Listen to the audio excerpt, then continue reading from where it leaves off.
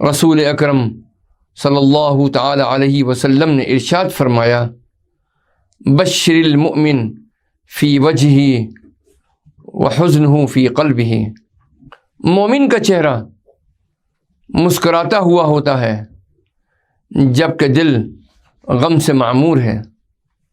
کسی سے شکایت نہ کرو، کیونکہ اگر اللہ کی شکایت کرو گے تو اس کی نظر سے گر جاؤ گے۔ اس کے باوجود تمہاری شکایت بدستور رہے گی، دور نہ ہوگی۔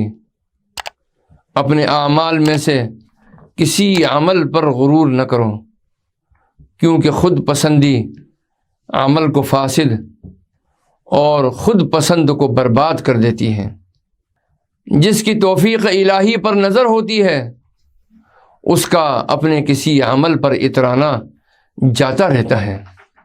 تو اپنا تمام مقصود اسی کو بنا، اسی حالت میں یقیناً وہ اپنی رحمت تیری طرف متوجہ کر دے گا اور اپنے تک پہنچنے کے لیے تیرے لیے اسباب مہیا کر دے گا۔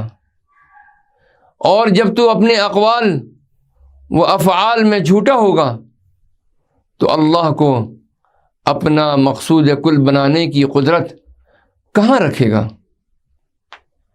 خلقت سے تعریف کا طالب ان کی برائی سے خوف زدہ طالب الہی نہیں بن سکتا۔ اللہ کا راستہ اول تا آخرت سچائی ہی سچائی ہے۔ اولیاء اللہ کے لیے تو بلا کذب و بلا ظہور کے سراپا سچائی ہے۔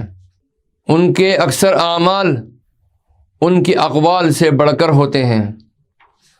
مخلوق میں وہ اللہ کے نائب اور خلیفہ ہوتے ہیں، اور اللہ کی زمین میں سردار اور کوتوال اور حفاظت کرنے والے ہوتے ہیں۔ وہ اس کے منفرد و منتخب بندے ہوتے ہیں۔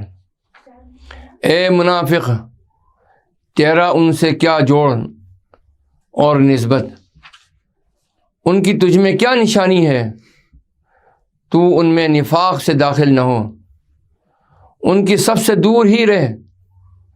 یہ مقام ولایت محض ظاہری سجاوٹ اور صرف آرزو وقیل و قال سے حاصل نہیں ہو سکتی۔ خود کو اس کا اہل ثابت کر۔ اللہم اجعلنا من الصادقین وآتنا فی الدنیا حسنہ وفی الآخرۃ حسنہ وقنا عذاب النار۔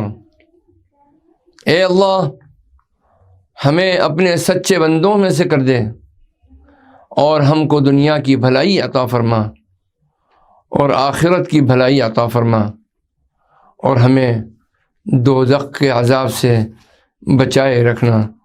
آمین یا رب العالمین۔